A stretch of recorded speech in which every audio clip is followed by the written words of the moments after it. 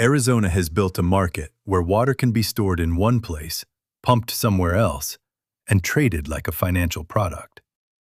But here is the problem. The paper water is getting more valuable as the real water gets harder to find. Hedge funds are outbidding farmers for aquifer access. America's largest homebuilder spent $291 million to acquire a 12-person company built around paper rights to water it had never physically touched. And the whole architecture could shake if a Supreme Court fight changes one number on a federal ledger, just as temporary interstate agreements begin expiring. This is the water credit paradox. Arizona engineered the most sophisticated water credit economy on the planet, a system that turns scarcity into tradable instruments. In plain English, it lets water behave a little like a derivative, a financial contract tied to something physical. That can make growth possible in a dry state. It can reward conservation and move water towards cities that need it. But it works only as long as the accounting layer still reflects hydrology. Once the paper starts outrunning the aquifer, the market can look healthy right up to the moment it breaks. The story starts in 1980, when Arizona passed the Groundwater Management Act, the most aggressive groundwater regulation ever adopted by a Western state. Active management areas, or AMAs, covered less than a quarter of the state's landmass, but enclosed over 75% of its population. Inside those zones, unbridled aquifer pumping ended permanently. The major AMAs had to reach safe yield by 2025, meaning annual withdrawals and annual recharge were supposed to balance. Then came the rule that changed real estate. Every new subdivision needed a legally and physically available water supply guaranteed for 100 years. That rule became the Assured Water Supply Program, and it turned water into the hard limit on Arizona growth.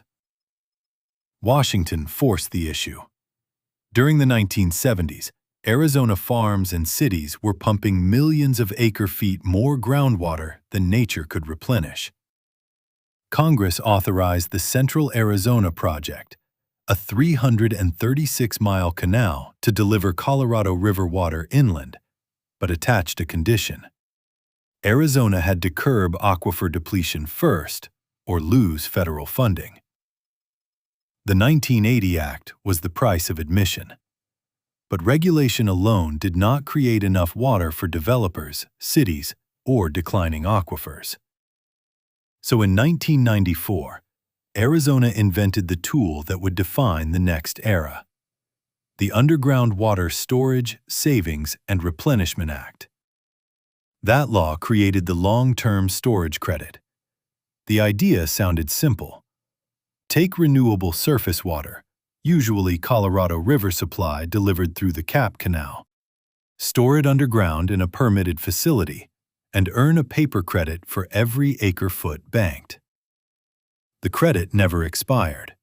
It could be sold, leased, assigned, and transferred. Here is the strange part. Later, the owner could pump groundwater somewhere else in the same management area and legally call it surface water, because the stored water kept the legal character of its original source. A gallon recharged on the western edge of an AMA could be recovered from a well 50 miles east. The paper balanced. The aquifer under that well did not know. Every storage deal also carried a built-in aquifer tax. The storer received credit for only 95% of the volume physically banked, while the remaining 5% stayed underground as permanent recharge. That 5% rule created a net hydrological benefit for each deposit. But it also created financial math. A private equity fund buying 10,000 acre-feet of raw water to convert into credits would lose 500 acre-feet of marketable volume on day one. Paper water entered the market, and once it did, Arizona had a new asset class. Arizona created the Water Banking Authority in 1996 to scale that system. The original purpose was defensive. In the mid-1990s, Arizona was leaving parts of its full 2.8 million acre-foot Colorado River entitlement unused. And under the use it or lose it doctrine of the law of the river, downstream California could divert whatever Arizona failed to claim. The Banking Authority captured the surplus, stored it underground, and built a strategic reserve. By the end of 2024, the cumulative total reached 4.47 million acre-feet of long-term storage credits. Of that, 3.86 million was designated for Arizona uses, and 610,000 was interstate credits stored for Nevada. The Nevada arrangement shows how financial the system became. There is no physical pipeline moving central Arizona groundwater to Las Vegas. Nevada pays Arizona to store water in Arizona aquifers, creating credits held on Nevada's behalf. When Nevada calls those credits, Arizona recovers water for its own municipal use and leaves an equivalent amount of Colorado River entitlement in Lake Mead. Nevada then diverts that saved water from the lake. No water crosses a state line. The accounting crosses everything. The second pillar was the Central Arizona Groundwater Replenishment District, or CAGRD, created in 1993. Most home builders and local water providers did not have direct access to renewable supply. Without CAGRD, the 100-year Assured Water Supply Rule could have frozen suburban development across the metro. Instead, builders enroll subdivisions as member lands, the local utility pumps native groundwater for homes, and CAGRD assumes the legal duty to buy equivalent renewable water or credits and recharge them somewhere in the same management area. The result is growth powered by groundwater today and promised replenishment later. That promise has become huge. By 2024, 992,906 acre-feet of credits sat in the CAGRD long-term storage subaccount across the Phoenix, Tucson, and Pinal AMAs. District projections put the 100-year annual obligation at 85,300 acre-feet by 2044, then 104,400 acre-feet by 21-24. The real estate sector pays through rising fees, $431 per residential unit for enrollment in the 2026 to 2027 cycle, $1,760 per unit as an activation fee before a home can be sold, and an annual replenishment assessment of $858 per acre-foot billed through homeowner property taxes. CAGRD must buy water regardless of macroeconomic conditions. That makes it a perfectly inelastic buyer, and that floor under demand validates private credit pricing. Then, the Colorado River failed.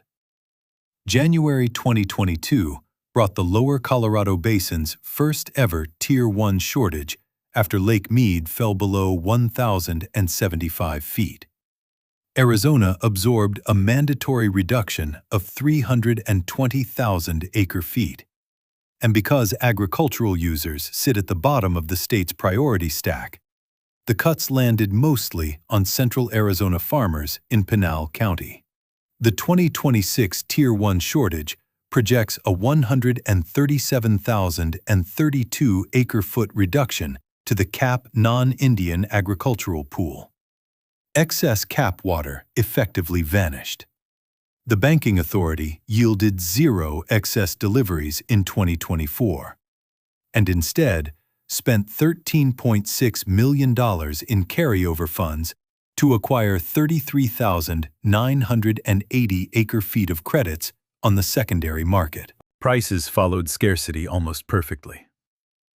Phoenix AMA long-term storage credits traded at roughly $209 per acre-foot in 2014, when excess cap water still flowed freely.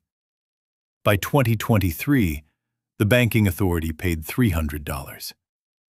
For 2026, the estimated purchase rate climbed to $533.50 per acre-foot. A 2025 private transaction between Stone Applications LLC and CAGRD closed at exactly $500 per acre-foot. Cap economists mapped the cliff, a 90,000 acre-foot reduction at the top of the supply curve causes an 8% price increase.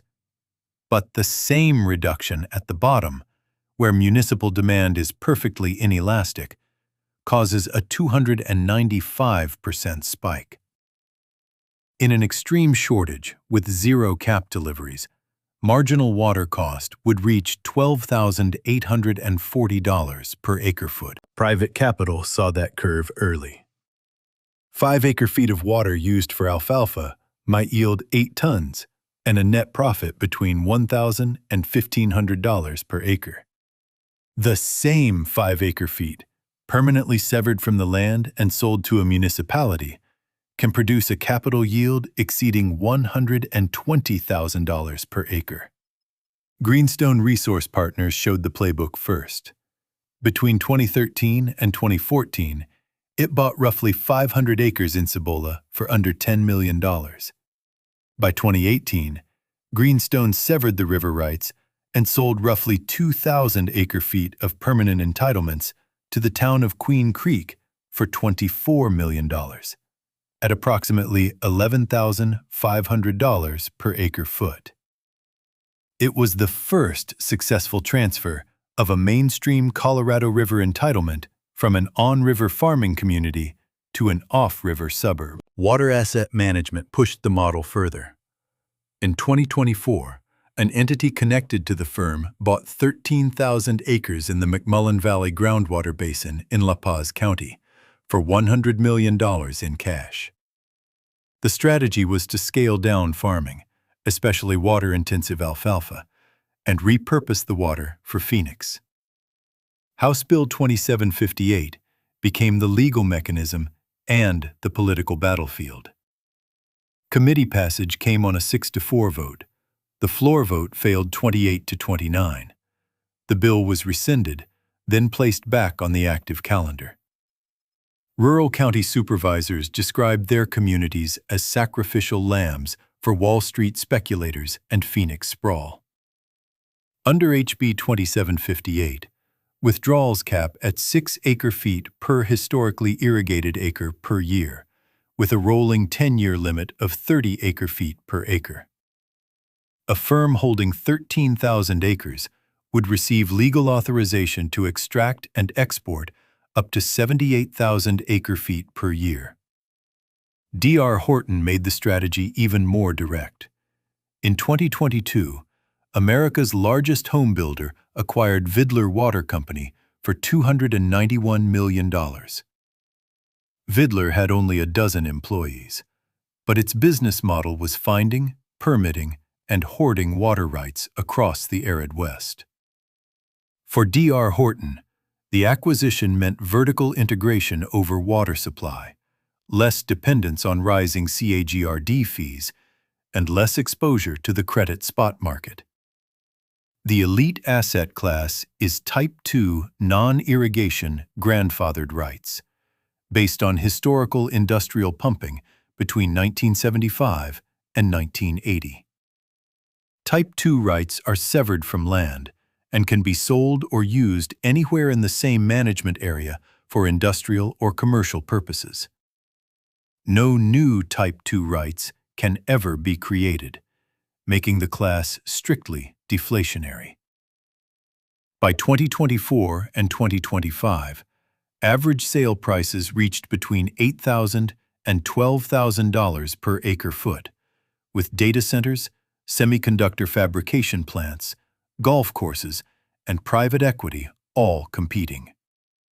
While private capital accumulated water assets, Arizona formalized the agricultural exit. Senate Bill 1611, signed in 2025, created the Ag to Urban Groundwater Conservation Program. Agricultural users with historic irrigation grandfathered rights in the Phoenix and Pinal AMAs can permanently surrender pumping rights for groundwater savings credits at a rate of 2 acre-feet per irrigation acre. Those credits satisfy the 100-year physical availability requirement for new development. Forestar Real Estate Group showed the speed of conversion. Within 45 business days of the program taking effect, the state issued its first credits to Forestar, which retired agricultural land and secured enough paper water for 825 new homes, while cutting actual wet water use by 80% versus the prior farming footprint. State projections estimate nearly 10 million acre-feet conserved over the program's lifetime. Pinal County shows what that transition looks like on the ground. The Maricopa-Stanfield Irrigation and Drainage District anchors a $2.3 billion agricultural production area. Its reliable Colorado River supply fell from an annual average of 144,726 acre-feet between 2012 and 2021 to an estimated 2,275 acre-feet. Between 45 and 50% of district farmland now lies completely fallow. The district is petitioning for federal WaterSmart funding simply to drill emergency groundwater recovery wells. In the old model, farmland produced crops. In the new model, it can become a warehouse for future urban water portfolios. Native American tribes hold a position no other market actor can copy. Under the 2004 Arizona Water Settlements Act, approximately 46% of the entire CAP water supply is permanently allocated to Arizona Indian tribes. The Gila River Indian Community operates Gila River Water Storage, currently the single largest holder of long-term storage credits available for purchase by municipal providers, developers, and industrial users in central Arizona. Through purchase and sale agreements, the tribe sells credits at premium urban rates and reinvests revenue into on-reservation irrigation infrastructure. Senior rights and secure credit portfolios make tribes function almost like sovereign wealth funds inside the water market. The legal obligations are strict. The banking authority must firm 15,000 acre-feet of NIA priority CAP water each year for the Gila River Indian Community. It must also firm another 8,724 acre-feet for settlements including the White Mountain Apache Tribe and the Wallapai Tribe. Between 2015 and 2018, the state developed 44,000 acre-feet of firming credits at costs ranging from $157 to $164 per acre-foot, totaling over $7 million in preparation expenditures. So even in shortage, some commitments sit higher and firmer than others. That hierarchy is what makes paper rights valuable. It is also what makes legal change dangerous. Every layer of the system now rests on a regulatory cliff. The 2007 Colorado River Interim Guidelines, the 2019 Drought Contingency Plan, and all associated forbearance agreements expire on December 31, 2025. If there is no new framework, river management reverts to the long-range operating criteria finalized in 1970. Under those older rules, the tiered shortage system dissolves. Intentionally created surplus stops being created, and water voluntarily left in Lake Mead can be legally claimed by the next junior appropriator in the priority line. The conservation incentive architecture collapses at that point. Arizona has already retained the elite New York law firm Sullivan & Cromwell, deployed $3 million from the state's Colorado River Legal Defense Fund, and prepared for a possible Supreme Court fight over its river entitlements. The contradictions are already surfacing inside Arizona. In 2026, a state judge struck down the water agency's groundwater restrictions after the Arizona Department of Water Resources released an updated model showing a 4.86 million acre-foot 100-year deficit in the Phoenix AMA. The agency had implemented an internal rule, denying new development permits across the entire area if a single modeled well showed unmet demand. The Homebuilders Association, backed by the Goldwater Institute, sued. The court agreed the agency bypassed formal rulemaking, so development permits resumed under older, less restrictive criteria. The physical aquifer model lost to a procedural legal victory. The paper balanced. The hydrology did not. Other markets have tried the same abstraction. Australia's Murray-Darling Basin has the world's most mature water market, with over $2 billion in annual financial turnover. It efficiently moved water toward the highest value crops, so almond orchards and vineyards outbid rice and cotton farmers for seasonal allocations. But hyper-efficient extraction of every legally allocated drop left rivers starved.